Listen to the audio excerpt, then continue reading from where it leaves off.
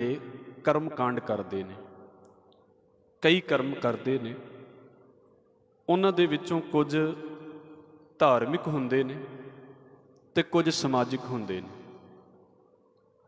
कुछ कर्म करन नूं उन्हां दा धार्मिक अकीदा कहता है कि तुसीं ये कर्म करने ने, ते कुछ कर्म वो लोक लाज दे विच करदे ने। हुण ये जिहड़े कर्म ने उन्हां लई शब्द वरतिया जाता है कुल दे कर्म जां कुल दे धर्म। कुल का मतलब हुंदा है एक परिवार जिहदे विच उन्हां दे वड्डे वडेरे आ जांदे ने। एक इदां कह लो भी एक पीढ़ी आ जाती है तो वह जिहड़ा पूरी कुल है, पूरा परिवार है, वो की करदा है। साडे देश दे विच जिहड़ियां कुलां ने, एक कुल दे जिहड़े कर्म ने वो दूसरी कुल दे नाल नहीं मिलते, पर कुल धर्म लगभग सारे ही करते हैं। छोटी जी उदाहरण आप जी दे अगे रख देवां। जनेऊ पाउणा कुल धर्म है, कुल दा धर्म है। हुण पाउंदा इनू ब्राह्मण भी है, खत्री भी पाउंदा है, ते वैश्देवी लई यह है, शूद्र दे लई नहीं है। पर ब्राह्मण दे लई वो होर तरीके दा है, ते खत्री दे लई होर तरीके दा, ते वैश्य दे लई होर तरीके दा है। क्योंकि ब्राह्मण अपनी कुल दे विच है, खत्री दी कुल उहदे नालों वखरी है, ते वैश्य दी कुल उहदे नालों वखरी है। हुण पा तिन्ने रहे ने पर कुल तिन्हां दी वखरी है, इस करके तिन्हां दा सेम नहीं है, तिन्हां दा फर्क है। दूजे नंबर दे उत्ते जिहड़े बरादरीआं दे कर्म हुंदे ने, जिद्दां असीं ये चीज़ां नूं वेखण दे सानूं मौके मिलदे ने, खास करके कोई खुशी दा समागम होवे ते कोई रब दे किरपा कीती है भी चलो घर दे विच खुशी आई, तो उदों लोग फिर ये दसदे ने जी साडे वड्डे वडेरे ये काम करदे सी, इस करके असीं भी वो कराउणा भी कित्थे मत्था टेकण जाना है, कित्थे नहीं टेकना, अज साडे वड्डिआं दी जगह है, उत्थे जाके मत्थे टेकणे। असीं करांगे इहदे बारे अगे गल। ते जां फिर कुछ वापर जावे, कुछ ट्रैजेडी हो गई है, कोई पुरानी चढ़ाई कर गया है, उदों फिर तुसीं वेखोगे भी तुहानूं कर्म जिहड़े ने ना वो वेखणगे भी किद्दां दे लोक कर्म करदे ने, वखरे वखरे। और ये जिहड़े कर्म हुंदे ने ये इलाके दे हिसाब दे नाल वखरे हुंदे ने। जो इत्थों दे लोक करदे ने बहुत थोड़े बहुते फर्क दे नाल, सारा ते नहीं लगभग, पर थोड़ा बहुता फर्क उहदे नाल है। जिथे असीं रहिंदे हां उत्थे बड़ा फर्क है इत्थे कर्मां दे नाल। और वेखो फिर अपनी अपनी बरादरी दे कर्म दूजियां दे नालों वखरे हुंदे ने। एक छोटी जी उदाहरण आप जी दे अगे रख देवां। मैं एक बरादरी दे विच ये चीज़ वेखी, शायद इत्थे भी होवे। वो जदों किते उन्हां दे परिवार दे विच कोई बंदा चढ़ाई कर जांदा है तो उत्थे की हुंदा, फिर उस घर दे विच रोटी नहीं पकदी, वो रोटी नहीं बनाउंदे। रोटी कौन बनावेगा? जां ते उन्हां दे जिहड़े गवांढी ने वो बनाउणगे, ते जां रिश्तेदार बनाउणगे। रिश्तेदार कोई भी हो सकदा है, वैसे बहुती वार नानकिआं नूं जां सहुरिआं नूं रोटी बनाउणी पैंदी है। हुण ये जदों चली सी गल, वो चली तो इस करके सी भी घर दे विच दुख ही इन्ना भी घरदिआं दी हिम्मत ही नहीं है भी आके रोटी पानी बना लैण। दूजे नंबर दे उत्ते जदों हुण जिहड़े घर दे विच ये गल वापर गई है, उत्थे हर एक ने आउणा जाना है, उन्होंने मिलेगा कौन? मिलना तो घरदिआं नहीं है ना। हुण जिन्हां ने मिलना है वो मिलणगे कि घर दा रोटी पानी करनगे? भुख तो सारिआं नूं लगेगी, जिहड़ा आवेगा वो खा के भी जावेगा। वो इस करके ये सोचा गया भी चल ये रिश्तेदार आए ने, तुसीं जिहड़े आ रहे ने उन्हां नूं मिलो ते आपां रोटी पानी दा कर लवांगे। पर कईयां घरां दे विच वेखो उदण चुल्हा भी नहीं बालिया जांदा, वो कहिंदे भी नहीं, ये बालना ही नहीं। ये क्यों है? ये कुछ कुछ थावां दे उत्ते, सारियां थावां ते नहीं है। कई घरां दे विच उत्थे वेले प्रशादा तैयार होण लग पैंदा, कोई नहीं जिहड़ी संगत आवेगी ते आपां उस वेले प्रशादा तैयार करना। इहनूं किहा जांदा है बरादरी दे कर्म। जी साडी बरादरी ये कर्म करदी है, जी तुहाडी बरादरी ये कर्म नहीं करदी। हुण ये कर्म जिहड़े ने ना, ये इदां नहीं आ भी तुसीं सारी दुनिया दे विच लागू कर सकदे जे। ये हो सकदा है एक दे होर होण ते उहदे लागे घर जिहड़ा है उहदे होर होण। जिद्दां इत्थों दी ते खास गल है भी हुण जिहड़े इत्थों दे लोक आके बैठे ने, ठीक है हुण इत्थे बैठिਆਂ ਨੂੰ कई साल हो गए ने, पर पिछों सारे वखरे वखरे परिवारां वाले ने। एक परिवार दे विच रीत होर तरीके दी है, उही रीत दूजे परिवार दे विच होर तरीके दी है। हुण जदों ये चीज़ ਅੱਜ ਤੇ ਚਲੋ ਅਸੀਂ ਇਦਾਂ ਵੇਖਦੇ ਪਏ ਹਾਂ, ਜਦੋਂ ਭਾਈ ਗੁਰਦਾਸ ਸਾਹਿਬ ਦੇ ਸਾਹਮਣੇ ਇਹ ਗੱਲ ਆਉਂਦੀ ਹੈ ਤੇ ਜਾਂ ਅਸੀਂ ਇਹਨੂੰ ਵੇਖਦੇ ਹਾਂ ਵੀ ਸਾਨੂੰ ਇਹ ਰੀਤਾਂ ਨਿਭਾਉਣੀਆਂ ਚਾਹੀਦੀਆਂ ਨੇ ਕਿ ਨਹੀਂ ਰੀਤਾਂ ਨਿਭਾਉਣੀਆਂ ਚਾਹੀਦੀਆਂ।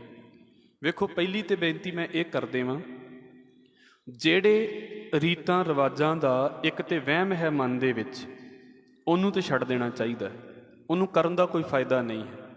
ਦੂਜੇ ਨੰਬਰ ਦੇ ਉੱਤੇ ਜਿਹੜੀਆਂ ਰੀਤੀ ਰਿਵਾਜ ਸਾਡੇ ਉੱਤੇ ਬਸ ਐਵੇਂ ਹੀ ਪੈ ਗਏ ਨੇ ਤੇ ਇਹਨਾਂ ਦਾ ਕੋਈ ਸਾਨੂੰ ਲਾਭ ਵੀ ਨਹੀਂ ਹੋ ਰਿਹਾ।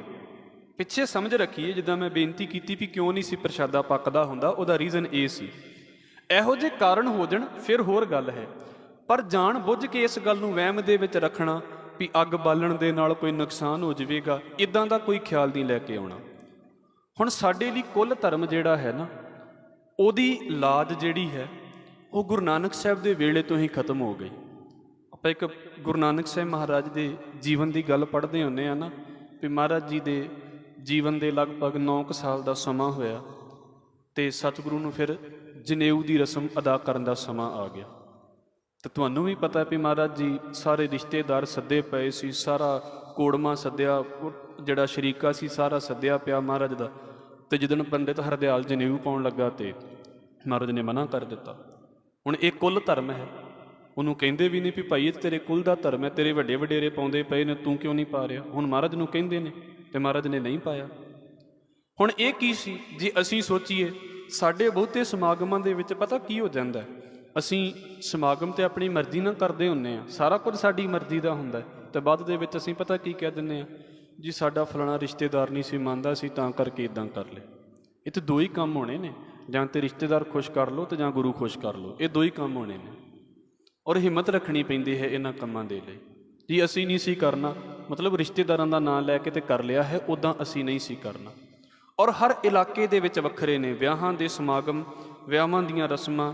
ਤੁਸੀਂ ਇੱਧਰ ਯੂਪੀ ਸਾਈਡ ਨਿਕਲ ਜਾਓ ਤੁਹਾਨੂੰ ਹੋਰ ਮਿਲ ਜਾਣਗੀਆਂ, ਤੁਸੀਂ ਇੱਧਰ ਆ ਜਾਓ ਦਿੱਲੀ ਦੇ ਵਿੱਚ ਤੁਹਾਨੂੰ ਹੋਰ ਮਿਲ ਜਾਣਗੀਆਂ, ਪੰਜਾਬ ਚਲੇ ਜਾਓ ਹੋਰ ਹੋ ਜਾਣਗੀਆਂ, ਰਾਜਸਥਾਨ ਚਲੇ ਜਾਓ ਹੋਰ ਹੋ ਜਾਣਗੀਆਂ। ਵਿਰਲੇ ਵਿਰਲੇ ਇਸ ਪਾਸੇ ਤੋਂ ਜਦੋਂ ਖਿਆਲ ਸਾਡੇ ਸਾਹਮਣੇ ਆਉਂਦੇ ਨੇ, ਭਾਈ ਗੁਰਦਾਸ ਸਾਹਿਬ ਕਹਿੰਦੇ ਵੀ ਸਿੱਖਾਂ ਨੇ ਕੀ ਕਰਨਾ ਹੈ, ਸਿੱਖਾਂ ਦਾ ਕੰਮ ਸਿਰਫ ਇੰਨਾ ਹੈ ਵੀ ਅਸੀਂ ਸ਼ਬਦ ਦਾ ਆਸਰਾ ਲੈਣਾ ਹੈ, ਸਾਡੇ ਲਈ ਹੋਰ ਕਿਸੇ ਚੀਜ਼ ਦਾ ਆਸਰਾ ਨਹੀਂ, ਕੋਈ ਕੁੱਲ ਧਰਮ ਨਹੀਂ। ਇਹਦਾ ਮਤਲਬ ਇਹ ਨਹੀਂ ਕਿ ਸਾਰਿਆਂ ਦੇ ਨਾਲ ਲੜ ਪੈਣਾ ਹੈ, ਜਾ ਕੇ ਉਹਨਾਂ ਨੂੰ ਸਮਝਾਉਣਾ ਹੈ ਭਾਈ ਅਸੀਂ ਤੇ ਇਦਾਂ ਹੀ ਕਰਨਾ ਹੈ, ਤੁਸੀਂ ਮੰਨਦੇ ਜੇ ਠੀਕ ਹੈ, ਨਹੀਂ ਮੰਨਦੇ ਤੁਹਾਡੀ ਗੱਲ, ਤੁਹਾਡੇ ਘਰ ਦੇ ਵਿੱਚ ਤੁਹਾਡੀ ਮਰਜ਼ੀ ਚੱਲਣੀ ਚਾਹੀਦੀ ਹੈ, ਇਸ ਕਰਕੇ ਸਾਡੇ ਘਰ ਦੇ ਵਿੱਚ ਸਾਡੀ ਮਰਜ਼ੀ ਚੱਲੇਗੀ, ਅਸੀਂ ਤੇ ਇਦਾਂ ਹੀ ਕਰਾਂਗੇ। ਚਲੋ ਅਸੀਂ ਪਹਿਲਾਂ ਪੌੜੀ ਪੜ੍ਹ ਲਈਏ ਫਿਰ ਉਹ ਗੱਲ ਹੋ ਜਾਵੇਗੀ। ਭਾਈ ਗੁਰਦਾਸ ਸਾਹਿਬ ਕਹਿੰਦੇ ਨਾਨਕ ਦਾਦਕ ਸਾਹੁ ਰਹਿ ਵਿਰਤੀ ਸੁਰ ਲਾਗਾਇਤ ਹੋਏ। ਦੋ ਹੀ ਪਰਿਵਾਰ ਹੁੰਦੇ ਨੇ, ਵੈਸੇ 3 ਰਿਸ਼ਤੇਦਾਰੀਆਂ ਹੁੰਦੀਆਂ ਨੇ ਸਾਡੀਆਂ, ਇੱਕ ਨਾਨਕਿਆਂ ਦੀਆਂ, ਇੱਕ ਦਾਦਕਿਆਂ ਦੀਆਂ ਤੇ ਇੱਕ ਸਹੁਰਿਆਂ ਦੀਆਂ। ਇਹ 3 ਰਿਸ਼ਤੇਦਾਰੀਆਂ ਹੁੰਦੀਆਂ ਨੇ। ਲਗਭਗ ਸਾਡੇ ਸਾਰੇ ਰਿਸ਼ਤੇ ਇਹਦੇ ਵਿੱਚ ਹੀ ਖਤਮ ਹੋ ਜਾਂਦੇ ਨੇ। ਅੱਗੇ ਬੱਚਿਆਂ ਦੇ ਸਹੁਰੇ ਵੱਖਰੇ ਹੋ ਜਾਂਦੇ ਨੇ ਕਿਉਂਕਿ ਉਹ ਸਾਡੇ ਨਾਲ ਹੀ ਹੁੰਦੇ, ਉਹ ਬੱਚਿਆਂ ਦੇ ਸੰਬੰਧ ਹੁੰਦੇ ਨੇ। ਸਾਡੇ ਨਾਨਕੇ ਹੋਣਗੇ, ਦਾਦਕੇ ਸਾਡੇ ਉਹੀ ਜਿਹੜੇ ਘਰ 'ਚ ਅਸੀਂ ਜਨਮ ਲੈ ਲੈਣੇ, ਤੇ ਸਾਡੇ ਸਹੁਰੇ, ਇਹ 3 ਸਾਡੇ ਰਿਸ਼ਤੇ ਨੇ ਮੁੱਖ ਤੌਰ ਦੇ ਉੱਤੇ। ਹੁਣ ਉਹਦੇ ਵਿੱਚ ਵੇਖੋ ਕਿ ਥੋੜ੍ਹਾ ਜਿਹਾ ਪਿਛਲਾ ਸਮਾਂ ਤੁਸੀਂ ਲੈ ਕੇ ਚੱਲੋ ਤੇ ਹਰ ਇੱਕ ਪਰਿਵਾਰ ਦਾ ਇੱਕ ਆਪਣਾ ਲਾਗੀ ਹੁੰਦਾ ਸੀ। ਲਾਗੀ ਉਹਨੂੰ ਕਿਹਾ ਜਾਂਦਾ ਸੀ ਜਿਹੜਾ ਵਿਆਹਾਂ ਦੇ ਸੁਨੇਹੇ ਦੇ ਕੇ ਆਉਂਦਾ ਹੁੰਦਾ ਸੀ। ਅੱਜ ਕੱਲ੍ਹ ਤੇ ਸਿਸਟਮ ਬੜਾ ਸੌਖਾ ਹੈ, ਪਹਿਲਾਂ ਸਪੈਸ਼ਲ ਬੰਦੇ ਰੱਖੇ ਹੁੰਦੇ ਸੀ ਔਰ ਈਵਨ ਕਿ ਰਿਸ਼ਤੇ ਵੀ ਉਹੀ ਕਰਦੇ ਹੁੰਦੇ ਸੀ ਵੀ ਸਾਡੇ ਬੱਚੇ ਦਾ ਰਿਸ਼ਤਾ ਕਰਨਾ ਹੈ, ਰਿਸ਼ਤਾ ਲੈ ਕੇ ਕੌਣ ਜਾਵੇਗਾ ਜੀ, ਲਾਗੀ ਰਿਸ਼ਤਾ ਲੈ ਕੇ ਚਲਾ ਜਾਵੇਗਾ। ਉਹ ਖਾਸ ਬਰਾਦਰੀ ਨਾਲ ਸੰਬੰਧ ਹੁੰਦੇ ਸੀ। ਨਾਨਕਿਆਂ ਦੇ ਆਪਣੇ ਲਾਗੀ, ਦਾਦਕਿਆਂ ਦੇ ਆਪਣੇ ਲਾਗੀ ਔਰ ਸਹੁਰਿਆਂ ਦੇ ਵੀ ਆਪਣੇ ਲਾਗੀ। ਇੱਥੇ ਨਾਨਕਿਆਂ ਤੇ ਦਾਦਕਿਆਂ ਦੀ ਗੱਲ ਕੀਤੀ ਜਾ ਰਹੀ ਹੈ। ਨਾਨਕ ਦਾਦਕ ਸਾਹੁ ਰਹਿ ਵਿਰਤੀ ਸੁਰ ਲਾਗਾਇਤ ਹੋਏ। ਫਿਰ ਉਹਨਾਂ ਦੇ ਵੇਖੋ ਕੁੱਲ ਦੇ ਜਿਹੜੇ ਪੁਰੋਹਿਤ ਹੁੰਦੇ ਉਹ ਵੀ ਵੱਖਰੇ ਹੁੰਦੇ ਨੇ। ਇੱਕ ਕੁੱਲ ਦਾ ਜਿਹੜਾ ਪੁਰੋਹਿਤ ਹੁੰਦਾ ਨਾ, ਇੱਕ ਪਰਿਵਾਰ ਦਾ ਪੁਰੋਹਿਤ, ਉਹ ਦੂਜੇ ਦਾ ਨਹੀਂ ਹੁੰਦਾ। ਪੁਰਾਣੀਆਂ ਜਦੋਂ ਅਸੀਂ ਭੱਟਵਈਆਂ ਪੜ੍ਹਦੇ ਹਾਂ ਤਾਂ ਉਹਨਾਂ ਦੇ ਵਿੱਚ ਪੁਰੋਹਿਤ ਦਾ ਨਾਮ ਵੀ ਲਿਖਿਆ ਜਾਂਦਾ ਵੀ ਐਸ ਪੁਰੋਹਿਤ ਨੇ ਇਹ ਕਰਮ ਕੀਤਾ ਹੈ। ਜੇ ਖੁਸ਼ੀ ਦਾ ਕੰਮ ਹੋਵੇਗਾ ਤੇ ਉਹੀ ਪੰਡਿਤ ਉਹਨਾਂ ਦੇ ਘਰ ਦੇ ਵਿੱਚ ਆਵੇਗਾ, ਦੂਜਾ ਨਹੀਂ ਆਵੇਗਾ। ਜਿੱਦਾਂ ਤੁਸੀਂ ਗੁਰੂ ਨਾਨਕ ਸਾਹਿਬ ਦੇ ਜੀਵਨ ਦੀ ਗੱਲ ਪੜ੍ਹੋਗੇ ਤੇ ਮਹਾਰਾਜ ਦੇ ਬਚਪਨ ਦੇ ਵਿੱਚ ਜਿੰਨੀ ਵਾਰ ਵੀ ਆਉਂਦਾ ਹਰਦਿਆਲ ਪੰਡਿਤ ਹੀ ਮਹਾਰਾਜ ਦੇ ਘਰ ਦੇ ਵਿੱਚ ਆਉਂਦਾ। ਨਾਮ ਰੱਖਣ ਦੀ ਗੱਲ ਆ ਜਾਂਦੀ ਹੈ, ਭਾਈ ਕਲਿਆਣ ਦਾਸ ਜਿਹੜੇ ਨੇ ਉਹ ਹਰਦਿਆਲ ਪੰਡਿਤ ਨੂੰ ਸੱਦਦੇ ਨੇ। ਜੇ ਵਿੱਚ ਕੋਈ ਗੱਲਬਾਤ ਆ ਜਾਂਦੀ ਹੈ ਸਾਰਾ ਕੁਝ ਕਰਨ ਦੀ, ਉਹ ਸਾਰਾ ਪੰਡਿਤ ਹਰਦਿਆਲ ਕੰਮ ਕਰਦਾ। ਕਿਉਂਕਿ ਉਹ ਕੁਲ ਦਾ ਪੁਰੋਹਿਤ ਹੈ। ਇੱਦਾਂ ਹੀ ਕੁਲ ਦੇ ਲਾਗੀ ਹੁੰਦੇ ਨੇ ਵੀ ਜੇ ਕਿਸੇ ਨੂੰ ਸੁਨਾਨ ਦੇਣ ਜਾਣਾ ਹੈ ਕੀ ਕਰਨਾ ਜੀ, ਉਹਨੂੰ ਬੁਲਾ ਲਓ, ਆਪੇ ਸੁਨਾਨ ਦੇ ਕੇ ਆਵੇਗਾ। ਵਿਰਤੀ ਸੁਰ ਲਾਗਾਇਤ ਹੋਏ। ਵੈਸੇ ਵ੍ਰਿਤੀ ਸੁਰ ਦਾ ਮਤਲਬ ਹੁੰਦਾ ਹੈ ਬ੍ਰਿਤੀ ਦਾ ਈਸ਼ਵਰ, ਮਤਲਬ ਪੂੰਜੀ ਦੇਣ ਵਾਲਾ। ਜਜਮਾਨ ਅਰਥ ਕੀਤੇ ਨੇ ਇਹਦੇ ਭਾਈ ਕਾਹਨ ਸਿੰਘ ਨਾਭਾ ਹੋਣਾ ਨੇ। ਇੱਥੇ ਭਾਵ ਹੈ ਪੰਡਿਤ, ਜਿਹੜਾ ਕੁਲ ਦੇ ਫਰਜ਼ ਨਿਭਾਉਂਦਾ ਹੈ, ਆਪਣੀ ਆਪਣੀ ਕੁਲ ਦੇ ਫਰਜ਼ ਨਿਭਾਉਣ ਵਾਲਾ। ਫਿਰ ਉਹ ਕੀ ਕਰਦੇ ਨੇ? ਜੰਮਣ ਭੱਦਣ ਮੰਗਣਾ ਮਰਣਾ ਪਰਣਾ ਕਰਦੇ ਢੋਏ। ਤੁਸੀਂ ਵੇਖੋਗੇ ਕਿਉਂਕਿ ਇਹਨਾਂ ਦਾ ਨਾ ਜਾਣਾ ਲਗਭਗ ਹਰ ਘਰ ਦੇ ਵਿੱਚ ਹੁੰਦਾ ਹੈ। ਫਿਰ ਜਿਹਦੇ ਘਰ ਦੇ ਵਿੱਚ ਕੋਈ ਪ੍ਰੋਗਰਾਮ ਆ ਗਿਆ ਉਹਨੂੰ ਤੇ ਇੰਨਾ ਪਤਾ ਨਹੀਂ ਹੁੰਦਾ। ਹੁਣ ਅਸੀਂ ਕੀ ਕਰਨਾ ਵੀ ਜੇ ਰੱਬ ਨੇ 2 ਬੱਚੇ ਦਿੱਤੇ ਤੇ 2 ਹੀ ਬੱਚੇ ਵਿਆਹੁਣੇ ਨੇ, ਤੇ ਪਹਿਲੀ ਵਾਰ ਤੇ ਬੰਦੇ ਨੂੰ ਸਿੱਖਦੇ ਲੱਗ ਜਾਂਦੀ ਵੀ ਆਹ ਕਰਨਾ ਤੇ ਆਹ ਕਰਨਾ, ਪਹਿਲੀ ਵਾਰ ਤੇ ਇਦਾਂ ਹੀ ਲੰਘ ਜਾਂਦੀ। ਹੁਣ ਦੂਜੀ ਵਾਰ ਜਿਹੜੇ ਹੁੰਦੇ ਨੇ, ਜਿਹੜੇ ਲਾਗੀ ਹੁੰਦੇ ਨੇ, ਉਹਨਾਂ ਨੇ ਹਰ ਘਰ ਦੇ ਵਿੱਚ ਜਾਣਾ ਹੁੰਦਾ, ਉਹਨਾਂ ਨੂੰ ਹਰ ਘਰ ਦਾ ਪਤਾ ਹੁੰਦਾ ਤੇ ਇੰਨੀਆਂ ਰਸਮਾਂ ਦਾ ਉਹਨਾਂ ਨੂੰ ਪਤਾ ਹੁੰਦਾ ਜੀ ਹੁਣ ਇੱਦਾਂ ਕਰੋ, ਹੁਣ ਇੱਦਾਂ ਕਰੋ। ਉਹ ਕੀ ਕਰਦੇ ਨੇ? ਜੰਮਣ, ਜੇ ਬੱਚੇ ਦਾ ਜਨਮ ਹੋ ਗਿਆ ਤਾਂ ਤੁਸੀਂ ਵੇਖੋ ਅੱਧੇ ਤਾਂ ਕੰਮ ਲੋਕਾਂ ਦੇ ਕੋਲੋਂ ਹੀ ਕਰਵਾ ਜਾਂਦੇ ਨੇ। ਕਿਉਂ ਕਰਵਾ ਜਾਂਦੇ ਨੇ? ਕਿਉਂਕਿ ਲੋਕਾਂ ਨੂੰ ਪਤਾ ਹੀ ਨਹੀਂ ਹੁੰਦਾ। ਅਜੇ ਇੱਥੇ ਤੇ ਇਸ ਚੀਜ਼ ਦਾ ਪ੍ਰਭਾਵ ਘਟ ਗਿਆ ਹੈ। ਤੁਸੀਂ ਅਜੇ ਵੀ ਜਦੋਂ ਪਿੰਡਾਂ ਵਾਲੀ ਥਾਵਾਂ ਤੇ ਜਾਓਗੇ ਤੇ ਵੇਖੋ ਕਿੰਨਾ ਕੁਝ ਕਰਦੀਆਂ ਨੇ ਦਾਈਆਂ ਜਾਂ ਹੋਰ ਜਿਹੜੀਆਂ ਨੇ, ਉਹ ਕਿੰਨੇ ਕਰਮਕਾਂਡ ਕਰਵਾ ਦਿੰਦੇ ਨੇ ਬੰਦਿਆਂ ਦੇ ਕੋਲ। ਬੱਚਾ ਜੰਮ ਪਿਆ ਹੈ, ਭੱਦਣ ਵੈਸੇ ਹੈ ਜਦੋਂ ਉਹਦੇ ਮੁੰਡਨ ਸੰਸਕਾਰ ਕੀਤਾ ਜਾਂਦਾ ਹੈ, ਉਹਦੇ ਉੱਤੇ ਵੀ ਉਹਨਾਂ ਦਾ ਖਾਸ ਸਮਾਗਮ ਹੈ। ਸਾਡੇ ਵਿੱਚ ਇਹ ਸੰਸਕਾਰ ਹੈ ਨਹੀਂ ਹੈ, ਉਹਨਾਂ ਦੇ ਵਿੱਚ ਇਹ ਸਮਾਗਮ ਹੈ। ਤੇ ਉਹਦੇ ਵਿੱਚ ਵੀ ਉਹ ਕੀ ਕਰਦੇ ਵੀ ਮੰਗਣਾ, ਜੰਮਣ ਭੱਦਣ ਮੰਗਣਾ ਮਰਣਾ ਪਰਣਾ ਕਰਦੇ ਢੋਏ। ਕੋਈ ਚੜ੍ਹਾਈ ਕਰ ਗਿਆ ਹੈ, ਕੋਈ ਜੰਮ ਪਿਆ ਹੈ, ਕੋਈ ਰਸਮ ਹੈ, ਉਹਦੇ ਵਿੱਚ ਉਹਨਾਂ ਨੇ ਆਪਣਾ ਲਾਗ ਤੇ ਆਪਣੀ ਦਕਸ਼ਣਾ ਲੈ ਹੀ ਜਾਣੀ ਹੈ। ਉਹ ਉਹਨਾਂ ਦਾ ਬਣਦਾ ਹੈ। ਉਹ ਮੰਗਦੇ ਨੇ ਵੀ ਸਾਡੀ ਦਕਸ਼ਣਾ ਹੈ, ਉਹ ਮੰਗਦੇ ਨੇ ਵੀ ਸਾਡਾ ਲਾਗ ਹੈ। ਜੰਮਣ ਭੱਦਣ ਮੰਗਣਾ ਮਰਣਾ ਪਰਣਾ ਕਰਦੇ ਢੋਏ, ਰੀਤੀ ਰੂੜੀ ਕੁੱਲ ਧਰਮ ਚੱਜ ਆਚਾਰ ਵਿਚਾਰ ਵਿਖੋਏ। ਹੁਣ ਕਹਿੰਦੇ ਵੇਖੋ ਜਿਹੜੀਆਂ ਵੀ ਉਸ ਪਰਿਵਾਰ ਦੀਆਂ ਰੀਤੀਆਂ ਨੇ, ਉਸ ਪਰਿਵਾਰ ਦੇ ਵਿੱਚ ਜਿਹੜੇ ਕਰਮ ਕਾਂਡ ਚੱਲਦੇ ਨੇ, ਉਸ ਕਰਮ ਕਾਂਡਾਂ ਨੂੰ ਨਿਭਾਉਂਦੇ ਨੇ ਉਹ। ਤੁਸੀਂ ਵੇਖਿਓ ਸਭ ਤੋਂ ਜ਼ਿਆਦਾ ਸਲਾਹਾਂ ਦੇਣ ਵਾਲਾ ਕੌਣ ਹੋਵੇਗਾ ਵਿਆਹਾਂ ਦੇ ਵਿੱਚ? ਰੀਤੀ ਰੂੜੀ, ਚੰਗੀਆਂ ਰੀਤੀਆਂ, ਕੁੱਲ ਧਰਮ, ਜਿੰਨੇ ਵੀ ਕੁਲਾਂ ਦੇ ਧਰਮ ਨੇ ਵੀ ਸਾਡੇ ਪਰਿਵਾਰਾਂ ਦੇ ਵਿੱਚ ਤਾਂ ਇੱਦਾਂ ਹੀ ਚੱਲਦਾ। ਇੱਥੇ ਵੀ ਇੱਕ ਆਨੰਦ ਕਾਰਜ ਵਾਲੇ ਆਏ, ਉਹ ਬੱਚੇ ਨੇ ਉਹ ਜਿਹੜਾ ਪਰਨਾ ਪਾਇਆ ਹੁੰਦਾ ਗਲ ਦੇ ਵਿੱਚ, ਉਹਦੇ ਨਾਲ ਨਾਰੀਅਲ ਬੰਨਿਆ ਸੀ। ਕਹਿੰਦੇ ਜੀ ਅਸੀਂ ਕਿਹਾ ਵੀ ਕਿਉਂ ਬੰਨਿਆ? ਕਹਿੰਦੇ ਜੀ ਸਾਡੀ ਕੁਲ ਦੇ ਵਿੱਚ ਬੱਝਾ ਰਹਿੰਦਾ। ਮੈਂ ਕਿਹਾ ਇੱਥੇ ਤਾਂ ਫਿਰ ਖੋਲ੍ਹਣਾ ਪਵੇਗਾ, ਇੱਥੇ ਤੇ ਅਸੀਂ ਕੁਲ ਦਾ ਕੋਈ ਕੰਮ ਨਹੀਂ ਰੱਖਦੇ, ਕਿਉਂਕਿ ਕੁਲ ਤੁਹਾਡੀ ਪਿੱਛੇ ਹੈ, ਗੁਰਦੁਆਰੇ ਤੁਸੀਂ ਸਿੱਖ ਬਣ ਕੇ ਆਏ ਜੇ। ਇਸ ਕਰਕੇ ਕਈ ਇਸ ਗੱਲ ਦਾ ਗੁੱਸਾ ਵੀ ਕਰ ਲੈਂਦੇ ਨੇ, ਇਹਦੇ ਵਿੱਚ ਕੋਈ ਸ਼ੱਕ ਨਹੀਂ ਹੈ, ਗੁੱਸਾ ਵੀ ਕਰ ਲੈਂਦੇ ਨੇ, ਕਿਉਂਕਿ ਬਣਿਆ ਖਿਆਲ ਤੋੜਨਾ ਹੈ ਤੇ ਗੁੱਸਾ ਤਾਂ ਲੱਗੇਗਾ ਹੀ ਨਾ। ਪਰ ਇਹ ਗੁਰੂ ਨਾਨਕ ਦਾ ਘਰ ਹੈ, ਬੜੀ ਕਿਰਪਾ ਹੈ ਸੰਗਤ ਦੀ, ਇਸ ਕਰਕੇ ਸਾਨੂੰ ਸਾਥ ਦੇਣ ਵਾਲੇ ਵੀ ਮਿਲ ਜਾਂਦੇ ਨੇ। ਆਪਾਂ ਤਾਂ ਰੋਕਦੇ ਹਾਂ ਇਹਨਾਂ ਗੱਲਾਂ ਤੋਂ ਵੀ ਜੋ ਗੁਰਮਤ ਨਹੀਂ ਆਪਾਂ ਰੋਕਾਂਗੇ। ਹੋਇਆ ਕੀ ਹੈ? ਰੀਤੀ ਰੂੜੀ ਕੁੱਲ ਧਰਮ ਚੱਜ ਆਚਾਰ ਵਿਚਾਰ ਵਿਗੋਏ। ਹਰ ਚੰਗੇ ਮਾੜੇ ਕਰਮ ਕਾਂਡ ਦੇ ਵਿੱਚ ਉਹਨਾਂ ਦਾ ਯੋਗਦਾਨ ਹੁੰਦਾ ਵੀ ਉਹ ਕੰਮ ਕਰਦੇ ਨੇ। ਫਿਰ ਵੇਖੋ ਕਰ ਕਰਤੂਤ ਕਸੂਤ ਵਿੱਚ ਪਾਏ ਦੁਲੀਚੇ ਗੈਣ ਚੰਦੋਏ। ਤੁਸੀਂ ਇੱਕ ਰਸਮ ਵੇਖੀ ਹੋਵੇਗੀ ਨਾ, ਕੋਈ ਵੀ ਵੈਸੇ ਰਸਮ ਨਿਭਾਉਣੀ ਹੋਵੇ ਵੀ ਮੰਨ ਲਓ ਬੱਚੇ ਨੂੰ ਤੇਲ ਚੜ੍ਹਨਾ ਹੈ, ਉਹ ਪਹਿਲਾਂ ਉਹਦੇ ਥੱਲੇ ਨਾ ਉਹ ਲੇਪ ਕਰਦੇ ਨੇ ਤੇ ਗੋਬਰ ਦਾ ਲੇਪ ਕਰ ਦਿੰਦੇ ਨੇ। ਫਿਰ ਉਹਨੂੰ ਕਿਸੇ ਤਰੀਕੇ ਨਾਲ ਮੰਨਿਆ ਜਾਂਦਾ ਨਾ ਵੀ ਪਵਿੱਤਰ ਹੋ ਜਾਂਦਾ ਇਹਦੇ ਨਾਲ। ਤੇ ਖਾਸ ਰਸਮਾਂ ਹੁੰਦੀਆਂ ਨੇ ਜਦੋਂ ਉਹ ਰਸਮ ਨਿਭਾਈ ਜਾ ਰਹੀ ਹੈ। ਨਿਭਾਉਣੀ ਚਾਹੀਦੀ ਹੈ ਕਿ ਨਹੀਂ ਨਿਭਾਉਣੀ ਚਾਹੀਦੀ, ਇੱਥੇ ਉਹ ਗੱਲ ਨਹੀਂ ਕੀਤੀ ਜਾ ਰਹੀ। ਇੱਥੇ ਉਹਨਾਂ ਦੀ ਗੱਲ ਹੈ ਵੀ ਜਿੱਦਾਂ ਮੰਨ ਲਓ ਲੜਕੇ ਨੂੰ ਜਾਂ ਲੜਕੀ ਨੂੰ ਜਦੋਂ ਤੇਲ ਚੜ੍ਹਦਾ ਹੈ ਵਿਆਹ ਦੇ ਉੱਤੇ, ਤਾਂ ਤੁਸੀਂ ਵੇਖੋ ਉਹਦੇ ਸਿਰ ਦੇ ਉੱਤੇ ਉੱਚਾ ਕਰਕੇ ਤੇ ਕੱਪੜਾ ਤਾਣਿਆ ਹੁੰਦਾ, ਜਿਹਨੂੰ ਖਾਸ ਕਰਕੇ ਫੁਲਕਾਰੀ ਕਹਿ ਦਿੰਦੇ ਨੇ। ਉਹ ਕੱਪੜਾ ਤਾਣਿਆ ਗਿਆ ਹੁੰਦਾ। ਹੁਣ ਕੀ ਹੁੰਦਾ ਵੀ ਜਦੋਂ ਉਹ ਰਸਮ ਹੋ ਰਹੀ ਹੈ ਤੇ ਜਿੰਨੇ ਪੈਸੇ ਵਾਰੇ ਜਾਣਗੇ, ਜੋ ਬੱਚੀ ਦੇ ਸਿਰ ਦੇ ਉੱਤੋਂ ਜਾਂ ਬੱਚੇ ਦੇ ਸਿਰ ਤੋਂ ਵਾਰੇ ਜਾਂਦੇ ਨੇ ਪੈਸੇ, ਉਹ ਸਾਰੇ ਕਿਹਨੂੰ ਜਾਣਗੇ? ਲਾਗੀ ਨੂੰ ਜਾਣਗੇ। ਔਰ ਅੱਗੇ ਹੋ ਕੇ ਉਹ ਕੰਮ ਕਰਦਾ ਪਿਆ ਹੁੰਦਾ, ਕਿਉਂਕਿ ਗੋਬਰ ਉਹਨੇ ਫੇਰਨਾ ਹੈ, ਸਾਰੀ ਸਫਾਈ ਉਹਨੇ ਕਰਨੀ ਹੈ। ਹੁਣ ਹੋਇਆ ਕੀ ਹੈ? ਭਾਈ ਗੁਰਦਾਸ ਸਿੰਘ ਦੇ ਵੀ ਚੰਗੇ ਮਾੜੇ ਕਰਮ ਹੋਣ, ਜਨੇਊ ਪਾਉਣ ਦੀ ਰਸਮ ਹੋਵੇ, ਕੋਈ ਵੀ ਰਸਮ ਹੋਵੇ, ਸਭ ਤੋਂ ਪਹਿਲਾਂ ਉਹਨਾਂ ਨੂੰ ਸੁਣਾ ਦਿੱਤਾ ਜਾਂਦਾ ਵੀ ਸਾਡੇ ਘਰ ਸਮਾਗਮ ਜੇ, ਆ ਕੇ ਰੋਟੀ ਪਾਣੀ ਤੇ ਸਫਾਈ ਦਾ ਕੰਮ ਤੁਸੀਂ ਕਰਨਾ। ਕਰ ਕਰਤੂਤ ਕਸੂਤ ਵਿੱਚ ਪਾਏ ਦੁਲੀਚੇ ਗੈਣ ਚੰਦੋਏ। ਜ਼ਮੀਨ ਦੇ ਵਿੱਚ ਵਿਛਾਈ ਦਾ ਕੰਮ ਤੇ ਫਿਰ ਉੱਤੇ ਜਿਹੜਾ ਸਜਾਵਟ ਦਾ ਕੰਮ, ਇਹ ਸਾਰਾ ਉਹਨਾਂ ਦੇ ਅਧੀਨ ਹੁੰਦਾ ਹੈ। ਜਿਹੜਾ ਅੱਜ ਕੱਲ੍ਹ ਜਿਹੜਾ ਹੈ ਉਹ ਟੈਂਟ ਵਾਲਿਆਂ ਦੇ ਕੋਲ ਚਲ ਗਿਆ, ਜਾਂ ਤੁਸੀਂ ਸਮਝੋ ਵੀ ਡੈਕੋਰੇਸ਼ਨ ਵਾਲਿਆਂ ਦੇ ਕੋਲ ਚਲ ਗਿਆ, ਪਹਿਲਾਂ ਉਹਨਾਂ ਦੇ ਕੋਲ ਹੀ ਕੰਮ ਹੁੰਦਾ ਸੀ। ਫਿਰ ਜੋਧ ਜਠੇਰੇ ਮੰਨੀਆਂ ਸਤੀ ਸੌਤ ਟੋਬੜੇ ਟੋਏ। ਇਹ ਤੇ ਰਸਮ ਆ ਗਈ ਕੁਲਾਂ ਦੀਆਂ। ਕਈਆਂ ਘਰਾਂ ਦੇ ਵਿੱਚ ਇਹ ਹੁੰਦਾ ਹੈ, ਕਈਆਂ ਘਰਾਂ 'ਚ ਨਹੀਂ ਹੁੰਦਾ। ਜੋਧ ਆਪਣੇ ਜਿਹੜੇ ਕੁਲ ਦੇ ਵਿੱਚ ਵੱਡੇ ਹੋ ਚੁੱਕੇ ਸੂਰਮੇ ਨੇ ਨਾ, ਉਹਨਾਂ ਦੀ ਪੂਜਾ ਕਰਾਉਣੀ। ਬੱਚਿਆਂ ਦਾ ਵਿਆਹ ਹੋਇਆ ਹੋਵੇ ਤੇ ਉਹਨਾਂ ਦੇ ਅਸਥਾਨਾਂ ਤੇ ਨਵੀਂ ਵਿਆਹੀ ਜੋੜੀ ਨੂੰ ਲੈ ਕੇ ਜਾਂਦੇ ਨੇ ਵੀ ਇਹਨਾਂ ਨੂੰ ਮੱਥੇ ਟੇਕੋ। ਬੜੇ ਥਾਵਾਂ ਦੇ ਉੱਤੇ ਕਿਸੇ ਦਰਖਤ ਦੇ ਆਲੇ ਦੁਆਲੇ ਉਹਨਾਂ ਦੇ ਫੇਰੇ ਕਢਾ ਦਿੱਤੇ ਜਾਂਦੇ ਨੇ। ਬੜਾ ਕੁਝ ਉਹਨਾਂ ਦੇ ਕੋਲੋਂ ਕਰਾਇਆ ਜਾਂਦਾ।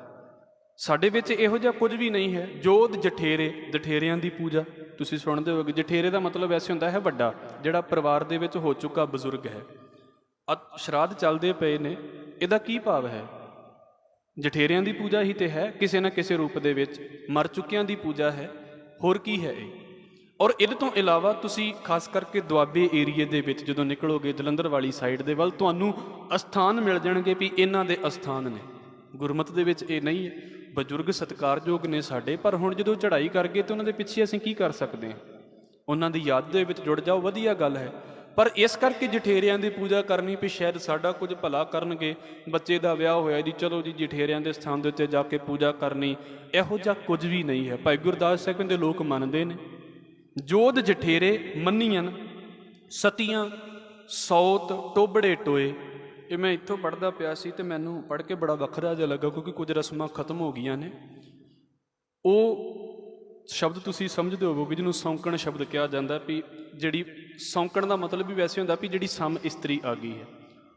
ਹੁਣ ਜਿਹੜੀ ਨਵੀਂ ਵਿਆਹੀ ਇਸਤਰੀ ਆਈ ਹੁੰਦੀ ਸੀ ਨਾ, ਤੇ ਉਹਨੂੰ ਉਹਦੇ ਤੋਂ ਪਹਿਲਾਂ ਸੌਂਕਣ ਦੀ ਪੂਜਾ ਕਰਨੀ ਹੁੰਦੀ ਸੀ। ਰੱਬ ਨਾ ਕਰੇ ਕਿਸੇ ਵੇਲੇ ਪਤਨੀ ਚੜ੍ਹਾਈ ਕਰ ਗਈ ਪਹਿਲੀ, ਤੇ ਪਤੀ ਨੇ ਦੂਜਾ ਵਿਆਹ ਜਦੋਂ ਕਰਾਇਆ ਹੈ, ਤੇ ਉਹਦੇ ਤੋਂ ਪਹਿਲਾਂ ਉਹਨੂੰ ਉਹਦੀ ਪੂਜਾ ਕਰਨੀ ਪੈਂਦੀ ਹੁੰਦੀ ਸੀ। ਇਹਨਾਂ ਨੇ ਇੱਕ ਗੱਲ ਲਿਖੀ ਹੈ ਵੀ ਉਹ ਜਿਹੜਾ ਨਾ ਉਹਦੇ ਨਾਂ ਦੇ ਉੱਤੇ ਕੁਝ ਪ੍ਰਸ਼ਾਦ, ਜਿਹੜੀ ਨਵੀਂ ਬੀਬੀ ਵਿਆਹੀ ਆਈ ਹੁੰਦੀ ਸੀ ਉਹਦੇ ਨਾਂ 'ਤੇ ਕੁਝ ਪ੍ਰਸ਼ਾਦ ਕੱਢ ਕੇ ਤੇ ਵਰਤਾਉਂਦੀ ਸੀ। ਹੋ ਸਕਦਾ ਕਿਤੇ ਰਸਮ ਚੱਲਦੀ ਹੋਵੇ ਅਜੇ ਵੀ, ਔਰ ਇਸ ਕਰਕੇ ਵਰਤਾਈ ਜਾਂਦੀ ਸੀ ਵੀ ਉਹ ਕਿਤੇ ਨੁਕਸਾਨ ਨਾ ਕਰ ਦੇਵੇ। ਮਨ ਦੇ ਵਿੱਚ ਡਰ ਸੀ ਇਸ ਗੱਲ ਦਾ। ਸਤੀਆਂ ਦੀ ਪੂਜਾ ਕਰਨੀ, ਇੱਕ ਤੇ ਬੜੇ ਕਮਾਲ ਦੀ ਗੱਲ ਹੈ ਵੀ ਪਹਿਲਾਂ ਅੱਗ ਦੇ ਵਿੱਚ ਸਾੜ ਦਿਓ ਤੇ ਬਾਅਦ 'ਚ ਉਹਦੀ ਯਾਦ ਦੇ ਵਿੱਚ ਮੰਦਿਰ ਬਣਾ ਦਿਓ। ਕਿੰਨੇ ਸਤੀਆਂ ਦੇ ਮੰਦਿਰ ਬਣੇ ਨੇ, ਕਈ ਸਤੀ ਦੇਵੀਆਂ ਤੁਸੀਂ ਵੇਖੋਗੇ।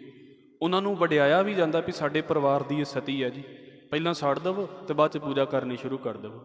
ਸਤੀਆਂ ਸੌਤ ਸੌਂਕਣ ਦਾ, ਟੋਬੜੇ ਟੋਏ। ਕਿਤੇ ਤੁਸੀਂ ਉਹ ਵੇਖਿਆ ਹੋਵੇਗਾ ਨਾ, ਉਹ ਜਦੋਂ ਪੁਰਾਣੇ ਸਮੇਂ ਦੇ ਵਿੱਚ ਬੱਚਿਆਂ ਨੂੰ ਕਿਤੇ ਉਹ ਚੇਚਕ ਨਿਕਲ ਜਾਂਦੀ ਸੀ ਜਾਂ ਸੀਤਲਾ ਦੀ ਕਿਤੇ ਪ੍ਰੋਬਲਮ ਆ ਗਈ, ਤੇ ਬੱਚਿਆਂ ਨੂੰ ਉਹਨਾਂ ਟੋਬਿਆਂ ਦੇ ਉੱਤੇ ਛੱਪੜਾਂ ਦੇ ਵਿੱਚ ਨਵਾਇਆ ਜਾਂਦਾ ਹੁੰਦਾ ਸੀ। ਮੰਨਿਆ ਜਾਂਦਾ ਸੀ ਵੀ ਇਹਦੇ ਨਾਲ ਜਿਹੜਾ ਨਾ ਉਹ ਸਰੀਰ ਦੇ ਉੱਤੇ ਜਿਹੜੇ ਛਾਲੇ ਹੋਣ ਲੱਗ ਪਏ ਨੇ ਉਹ ਘੱਟ ਹੋ ਜਾਂਦੇ ਨੇ। ਫਿਰ ਹਰ ਇੱਕ ਦੇਵੀ ਦਾ ਪਿੰਡਾਂ ਦੇ ਵਿੱਚ ਵੱਖਰਾ ਜਿਹਾ ਮੰਦਿਰ ਬਣਾ ਕੇ ਰੱਖਿਆ ਹੁੰਦਾ ਵੀ ਇੱਥੇ ਜਾ ਕੇ ਮੱਥੇ ਟੇਕਣੇ।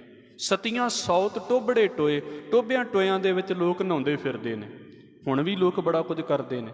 ਕਈ ਤਾਂ ਵਿਚਾਰੇ ਸਪੈਸ਼ਲ ਦਿੱਲੀ ਛੱਡ ਕੇ ਇਸੇ ਕੰਮ ਲਈ ਜਾਂਦੇ ਨੇ ਵੀ ਉੱਥੇ ਜਾ ਕੇ ਨਹਾਉਣ ਜਾਣਾ, ਤਾਂ ਉੱਥੇ ਜਾ ਕੇ ਪੂਜਾ ਕਰਨ ਜਾਣੀ, ਵੀ ਰੱਬ ਨੇ ਬਚਾਇਆ ਤੇ ਬਚੇ ਰਹੋ, ਕਿਉਂ ਡਿੱਗਦੇ ਪਏ ਜੀ ਉਹਦੇ ਵਿੱਚ। ਸਤੀਆਂ ਸੌਤ ਟੋਬੜੇ ਟੋਏ, ਸਾਧ ਸੰਗਤ ਗੁਰ ਸ਼ਬਦ ਵੇਣ। ਔਰ ਮੈਂ ਫਿਰ ਅਕਸਰ ਇਹਨਾਂ ਦਿਨਾਂ ਦੇ ਵਿੱਚ ਇੱਕ ਗੱਲ ਕਰਦਾ ਪਿਆ ਹਾਂ, ਇਹਨਾਂ ਬੰਦਿਆਂ ਨੂੰ ਕਹੋ ਨਾ ਵੀ ਭਾਈ ਗੁਰੂ ਗ੍ਰੰਥ ਸਾਹਿਬ ਮਹਾਰਾਜ ਦੀ ਬਾਣੀ ਸੁਣ ਲਓ। ਉਹ ਕਹਿੰਦੇ ਨਹੀਂ, ਸਾਡਾ ਇਹ ਕੰਮ ਨਹੀਂ ਹੈ। ਸਾਡਾ ਕੰਮ ਤੇ ਬਸ ਆ ਪੂਜਾ ਕਰਨਾ ਹੈ ਵੀ ਸਾਲ ਦੇ ਵਿੱਚ ਇੱਕ ਵਾਰ ਕਰਵਾ ਲਈ ਅਤੇ ਗੱਲ ਖਤਮ ਹੋ ਗਈ ਹੈ। ਔਰ ਵੇਖੋ ਗੁਰੂ ਗ੍ਰੰਥ ਸਾਹਿਬ ਮਹਾਰਾਜ ਜੀ ਦਾ ਪਾਠ ਵੀ ਰਖਾ ਲੈਣਗੇ ਵੱਡਿਆਂ ਦੀ ਯਾਦ ਦੇ ਵਿੱਚ। ਮੰਨ ਲਓ ਜੀ ਪਾਠ ਰਖਾਇਆ ਹੈ, ਹੁਣ ਪਾਠ ਰਖਾਉਂਦਿਆਂ ਇਹ ਗੱਲ ਨਹੀਂ ਆਈ ਉਹਦੇ ਵਿੱਚ ਵੀ ਜਦੋਂ ਗੁਰੂ ਸਾਹਿਬ ਨੇ ਇਹ ਕਿਹਾ ਵੀ ਦੁਬਿਧਾ ਨਾ ਪੜੋ ਹਰ ਬਿਨ ਹੋਰ ਨਾ ਪੂਜੋ ਮੜੈ ਮਸਾਣ ਨਾ ਜਾਈ। ਪਾਠ ਕਰਦਿਆਂ ਤੇ ਇਹ ਵੀ ਪੰਕਤੀ ਆਈ ਹੋਵੇਗੀ, ਪਰ ਹੋਇਆ ਕੀ? ਉਹ ਮੜੀਆਂ ਤੇ ਗੁਰੂ ਗ੍ਰੰਥ ਸਾਹਿਬ ਮਹਾਰਾਜ ਦਾ ਸਰੂਪ ਲੈ ਕੇ ਤੁਰ ਪਏ। ਆਪਣੀ ਜਿੱਦ ਨੂੰ ਪਗਾਉਣ ਦੀ ਖਾਤਰ ਉੱਥੇ ਜਾ ਕੇ ਪ੍ਰਕਾਸ਼ ਕਰ ਦਿੱਤਾ ਹੈ ਜਿੱਥੋਂ ਮਹਾਰਾਜ ਨੇ ਰੋਕ ਲਿਆ ਵੀ ਭਾਈ ਕਿਉਂ ਇਸ ਪਾਸੇ ਲੱਗੇ ਹੋਏ ਨੇ। ਘਰਾਂ ਦੇ ਵਿੱਚ ਜਗ੍ਹਾ ਬਣਾਈਆਂ ਨੇ, ਅਖੰਡ ਪਾਠ ਰਖਾ ਰਹੇ ਨੇ, ਕਿ ਅਖੰਡ ਪਾਠ ਦੇ ਵਿੱਚ ਪੰਕਤੀਆਂ ਨਹੀਂ ਆਉਂਦੀਆਂ ਵੀ ਕਿਹੜੇ ਪਾਸੇ ਅਸੀਂ ਤੇ ਮੜੀਆਂ ਮਸਾਣਾਂ ਦੀ ਪੂਜਾ ਹੀ ਨਹੀਂ ਕਰਦੇ, ਨਾਲੇ ਅਖੰਡ ਪਾਠ ਵੀ ਕਰਾ ਲਿਆ, ਨਾਲੇ ਜਗ੍ਹਾ ਦੀ ਪੂਜਾ ਵੀ ਕਰਵਾ ਲਈ। ਇਹ ਤਾਂ ਗਲਤ ਕੰਮ ਹੋ ਗਿਆ। ਔਰ ਇਸੇ ਕਰਕੇ ਇੰਨੇ ਜ਼ਿਆਦਾ ਝਗੜੇ ਵੱਧ ਗਏ ਵੀ ਕਿੱਥੇ ਪ੍ਰਕਾਸ਼ ਕਰਨਾ ਚਾਹੀਦਾ ਗੁਰੂ ਗ੍ਰੰਥ ਸਾਹਿਬ ਮਹਾਰਾਜ ਦਾ ਤੇ ਕਿੱਥੇ ਨਹੀਂ ਪ੍ਰਕਾਸ਼ ਹੋਣਾ ਚਾਹੀਦਾ। ਇਹਦੇ ਲਈ ਸਾਡੇ ਕੋਲ ਰਹਿਤ ਮਰਿਆਦਾ ਪਈ ਹੈ ਵੀ ਤੁਸੀਂ ਕਿੱਥੇ ਪ੍ਰਕਾਸ਼ ਕਰਦੇ ਜੇ ਗੁਰੂ ਗ੍ਰੰਥ ਸਾਹਿਬ ਮਹਾਰਾਜ ਜੀ ਦਾ। ਹੁਣ ਹੋਇਆ ਕੀ ਹੈ, ਸਾਧ ਸੰਗਤ ਗੁਰ ਸ਼ਬਦ ਵਿਣ। ਸ਼ਬਦ ਨਹੀਂ ਸੁਣਦੇ, ਅਖੰਡ ਪਾਠ ਵੀ ਰਖਾ ਲਿਆ ਜੀ ਪਰ ਸੁਣਨਾ ਹੀ ਨਹੀਂ। ਸੁਣਨ ਦੇ ਨਾਲ ਮਤਲਬ ਹੋਵੇ ਤੇ ਫਿਰ ਕੋਈ ਗੱਲ ਵੀ ਪਤਾ ਲੱਗੇ। ਭਾਈ ਗੁਰਦਾਸ ਸਾਹਿਬ ਕਹਿੰਦੇ ਸਾਧ ਸੰਗਤ ਗੁਰ ਸ਼ਬਦ ਵਿਣ ਵਰ ਮਰ ਮਰ ਜੰਮਨ ਦਈ ਵਿਗੋਏ। ਇਹੋ ਜਿਹੇ ਬੰਦੇ ਵਾਰ-ਵਾਰ ਜੰਮਦੇ ਮਰਦੇ ਰਹਿੰਦੇ ਨੇ, ਜਿੰਨੇ ਮਰਜ਼ੀ ਕਰਮਕਾਂਡ ਕਰੀ ਜਾਣ। ਬੇਨਤੀ ਕਰਦੇ ਵਾਂ ਕੁਲਾਂ ਦੇ ਨਾਂ 'ਤੇ ਕਰਮਕਾਂਡ ਕਰੀ ਜਾਓ, ਇਹਨਾਂ ਕਰਮਾਂ ਕਾਂਡਾਂ ਦੇ ਵਿੱਚੋਂ ਕੁਝ ਵੀ ਨਹੀਂ ਨਿਕਲਣਾ, ਜਿੰਨਾ ਮਰਜ਼ੀ ਬੰਦਾ ਕਰੀ ਜਾਵੇ। ਇਹ ਛੱਡਣੇ ਪੈਂਦੇ ਨੇ ਤੇ ਤੋੜਨੇ ਪੈਂਦੇ ਨੇ। ਸਾਧ ਸੰਗਤ ਗੁਰ ਸ਼ਬਦ ਵਿਣ ਮਰ ਮਰ ਜੰਮਨ ਦਈ ਵਿਗੋਏ। ਰੱਬ ਦੇ ਵੱਲੋਂ ਇਹ ਬੰਦੇ ਜਿਹੜੇ ਇਹਨਾਂ ਨੂੰ ਸਮਝ ਲਓ ਮੁੱਠੇ ਪਏ ਨੇ, ਨਹੀਂ ਕਰਦੇ ਇਹੋ ਜਿਹਾ ਕਰਮਕਾਂਡ। ਔਰ ਮੈਂ ਕਿਉਂਕਿ ਇਹ ਚੀਜ਼ ਨੂੰ ਥੋੜ੍ਹਾ ਜਿਹਾ ਪ੍ਰੈਕਟੀਕਲ ਰੂਪ ਦੇ ਵਿੱਚ ਵੇਖਦਾ ਹੁੰਦਾ ਹਾਂ, ਅੱਜ ਸਾਨੂੰ ਕਿਤੇ ਪੰਜਾਬੀ ਬਾਗ ਜਾਣ ਦਾ ਮੌਕਾ ਮਿਲ ਜਾਵੇ ਤੇ ਉਹਦੇ ਵਿੱਚ ਵੇਖੋ ਅੱਧੇ ਜਿਹੜੇ ਅੱਧੇ ਕੀ ਲਗਭਗ ਸਾਰੇ ਜਿਹੜੇ ਉੱਥੇ ਕਰਮਕਾਂਡ ਕਰਾਉਣ ਵਾਲੇ ਨੇ ਉਹ ਕੌਣ ਨੇ? ਉਹ ਪਾਂਡੇ ਬੈਠੇ ਹੋਏ ਨੇ। ਹੁਣ ਪਾਂਡਿਆਂ ਨੇ ਕਿੱਦਾਂ ਕਰਾਉਣਾ ਹੈ? ਉਹਨਾਂ ਨੇ ਆਪਣੀ ਮਰਜ਼ੀ ਦਾ ਕਰਾਉਣਾ ਵੀ ਆਹ ਭਾਈ ਇੱਦਾਂ ਕਰੋ, ਫਿਰ ਆਹ ਧੂੜੀ ਤੁਸੀਂ ਆਹ ਚੀਜ਼ ਇੱਦਾਂ ਸੁੱਟਣੀ ਹੈ, ਆਹ ਚੀਜ਼ ਇੱਦਾਂ ਕਰਨੀ ਹੈ, ਇਹਦੇ ਵਿੱਚ ਆਹ ਰਸਮ ਤੁਸੀਂ ਇੱਦਾਂ ਕਰਨੀ ਹੈ। ਲੋਕਾਂ ਨੂੰ ਭਾਵੇਂ ਪਤਾ ਵੀ ਨਾ ਹੋਵੇ, ਉਹਨਾਂ ਨੂੰ ਤਾਂ ਕਰਾ ਕਰਾ ਕੇ ਇੰਨੀ ਪ੍ਰੈਕਟਿਸ ਹੋ ਗਈ ਹੈ ਵੀ ਅੱਖਾਂ ਮੀਟ ਕੇ ਵੀ ਸਾਰਾ ਕੁਝ ਕਰਾ ਸਕਦੇ ਨੇ। ਹੁਣ ਇਹ ਚੀਜ਼ ਕੀ ਹੈ? ਸਾਡੇ ਵਿੱਚ ਹੋਵੇ ਨਾ ਹੋਵੇ, ਅਸੀਂ ਉਦੋਂ ਨਹੀਂ ਕਿਸੇ ਨੂੰ ਸਮਝਾ ਸਕਦੇ, ਕਿਉਂਕਿ ਉਦੋਂ ਮੌਕਾ ਹੀ ਨਹੀਂ ਹੁੰਦਾ ਇੱਦਾਂ ਦਾ। ਇਹ ਥੋੜ੍ਹਾ ਵੀ ਮੈਂ ਉੱਥੇ ਮੌਕੇ ਦੇ ਵਿੱਚ ਕਹਾਂ ਵੀ ਨਹੀਂ ਪਹਿਲਾਂ ਤੁਹਾਨੂੰ ਮਰਿਆਦਾ ਹੀ ਸਿਖਾਉਣੀ ਹੈ, ਉਹ ਮੌਕਾ ਨਹੀਂ ਹੁੰਦਾ ਮਰਿਆਦਾ ਸਿਖਾਉਣ ਦਾ। ਸਮਝਣ ਦੇ ਵੇਲੇ ਅੱਗੋਂ ਪਿੱਛੋਂ ਹੁੰਦੇ ਨੇ ਵੀ ਭਾਈ ਅਸੀਂ ਕੀ ਕਰਨਾ ਅਤੇ ਕੀ ਨਹੀਂ ਕਰਨਾ। ਉੱਥੇ ਮੈਂ ਮਰਿਆਦਾ ਲੈ ਕੇ ਬਹਿ ਜਾਂ ਤਾਂ ਕਹਿਣ ਵੀ ਤੂੰ ਚੱਲ ਭਾਈ ਅਸੀਂ ਮਰਿਆਦਾ ਨਹੀਂ ਕਰਨੀ, ਅਸੀਂ ਬਾਪੂ ਆਪਣਾ ਪਰੇ ਲਾਉਣਾ ਕਿਸੇ ਪਾਸੇ। ਉੱਥੇ ਮਰਿਆਦਾ ਦੀਆਂ ਗੱਲਾਂ ਨਹੀਂ ਹੋ ਰਹੀਆਂ ਹੁੰਦੀਆਂ ਉਸ ਵੇਲੇ।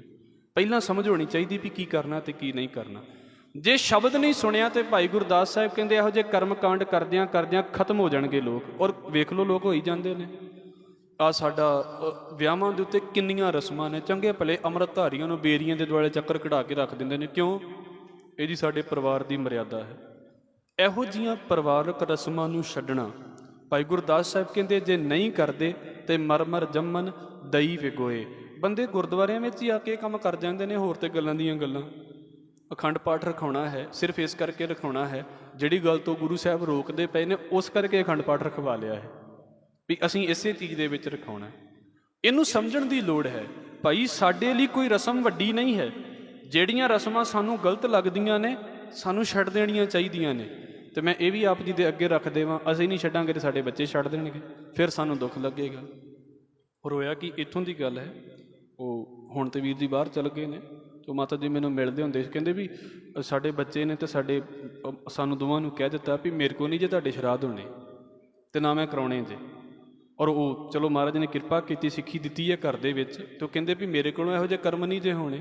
ਤੁਸੀਂ ਆਪਣੇ ਵੱਡਿਆਂ ਦੇ ਕਰਦੇ ਰਹੋ, ਤੁਹਾਨੂੰ ਮੁਬਾਰਕ ਹੈ, ਪਰ ਮੈਂ ਨਹੀਂ ਕਰਾਂਗਾ। ਇਹਦਾ ਮਤਲਬ ਹੈ ਬ੍ਰੇਕ ਲੱਗ ਗਈ। ਪਹਿਲਾਂ ਕੁਲ ਦੇ ਵਿੱਚ ਚੱਲਿਆ ਹੁੰਦਾ ਸੀ, ਹੁਣ ਕੁਲ ਦੇ ਵਿੱਚ ਨਹੀਂ ਚੱਲੇਗਾ। ਗੁਰੂ ਨਾਨਕ ਸਾਹਿਬ ਮਹਾਰਾਜ ਦੇ ਵੱਡੇ ਵਡੇਰੇ ਕਈ ਕੁਝ ਕਰਦੇ ਹੁੰਦੇ ਸੀ, ਮਹਾਰਾਜ ਨੇ ਬ੍ਰੇਕ ਲਾਤੀ ਵੀ ਨਹੀਂ ਚੱਲੇਗਾ।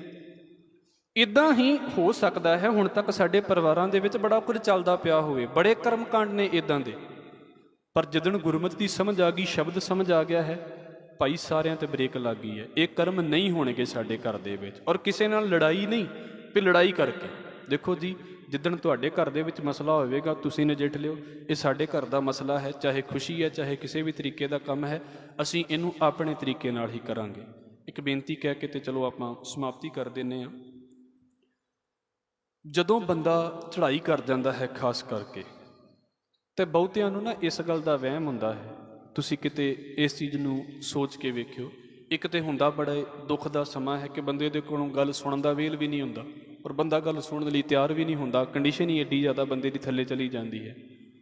ਉਹਦੇ ਨਾਲ ਕੀ ਹੁੰਦਾ ਹੈ ਵੀ ਸਭ ਤੋਂ ਵੱਡੀ ਗੱਲ ਇਹ ਹੈ ਵੀ ਉਹਨਾਂ ਨੂੰ ਜਿਸ ਤਰ੍ਹਾਂ ਖਾਸ ਕਰਕੇ ਅਸਥੀਆਂ ਕਿੱਥੇ ਪ੍ਰਵਾਹ ਕੀਤੀਆਂ ਜਾਣ, ਕਿੱਥੇ ਉਹਨਾਂ ਨੂੰ ਪ੍ਰਵਾਹਿਆ ਜਾਵੇ। ਹੁਣ ਕਈਆਂ ਥਾਵਾਂ ਦੇ ਉੱਤੇ ਤਾਂ ਇਹ ਚੀਜ਼ ਹੋਣ ਲੱਗ ਪਈ ਵੀ ਭਾਈ ਜਿੱਥੇ ਤੁਹਾਨੂੰ ਜਗ੍ਹਾ ਮਿਲਦੀ ਹੈ ਉੱਥੇ ਜ਼ਮੀਨ ਦੇ ਵਿੱਚ ਟੋਆ ਕੱਢ ਕੇ ਅਤੇ ਉੱਥੇ ਦੱਬ ਦਿਓ ਅਤੇ ਸਮਤਲ ਕਰ ਦਿਓ, ਜ਼ਮੀਨ ਪੱਧਰੀ ਕਰ ਦਿਓ, ਤੁਹਾਡੀ ਵਰਤੋਂ ਦੇ ਵਿੱਚ ਆਉਣ ਲੱਗ ਪਵੇ। ਕਈਆਂ ਥਾਵਾਂ ਦੇ ਉੱਤੇ ਸ਼ਮਸ਼ਾਨ ਘਾਟ ਵੀ ਉੱਥੇ ਵੀ ਸੰਸਕਾਰ ਨਹੀਂ ਕੀਤੇ ਜਾਂਦੇ, ਲੋਕ ਆਪਣੇ ਖੇਤਾਂ 'ਚ ਹੀ ਕਰ ਲੈਂਦੇ ਨੇ। ਇੱਥੇ ਇਸ ਕਰਕੇ ਰਿਜ਼ਰਵ ਰੱਖਣੀ ਪੈਂਦੀ ਹੈ ਥਾਂ ਵੀ ਬਾਕੀ ਬਿਲਡਿੰਗ ਜਿਹੜੀਆਂ ਨੇ ਉਹ ਖਰਾਬ ਹੋ ਜਾਣਗੀਆਂ। ਕਿੱਦਾਂ ਕਿਹੜੀ ਥਾਂ ਦੇ ਉੱਤੇ ਕੋਈ ਮਰਜ਼ੀ ਨਹੀਂ ਕਰ ਸਕਦਾ ਨਾ। ਜਿੱਥੇ ਵੀ ਜਗ੍ਹਾ ਮਿਲਦੀ ਹੈ ਤੁਸੀਂ ਕਿਸੇ ਵੀ ਤਰੀਕੇ ਦਾ, ਖੁਸ਼ੀ ਦਾ ਸਮਾਗਮ ਆ ਗਿਆ ਜੀ, ਬੱਚੇ ਦਾ ਜਨਮ ਹੋਇਆ, ਬੱਚੇ ਦੇ ਜਨਮ ਦੇ ਨਾਲ ਸੰਬੰਧਿਤ ਕਈ ਰਸਮਾਂ ਜਿਹੜੀਆਂ ਨੇ ਕਈ ਜਨਮ ਤੋਂ ਪਹਿਲਾਂ ਕਰਦੀਆਂ ਨੇ। ਅਜੇ ਬੱਚੇ ਦਾ ਜਨਮ ਨਹੀਂ ਹੋਇਆ ਅਤੇ ਉਹਦੇ ਤੋਂ ਪਹਿਲਾਂ ਵੀ ਕਈ ਰਸਮਾਂ ਕਰਨੀਆਂ ਪੈ ਜਾਂਦੀਆਂ ਨੇ। ਨਹੀਂ, ਸਾਡੇ ਵਿੱਚ ਇੱਦਾਂ ਦਾ ਕੋਈ ਸੰਸਕਾਰ ਨਹੀਂ ਹੈ।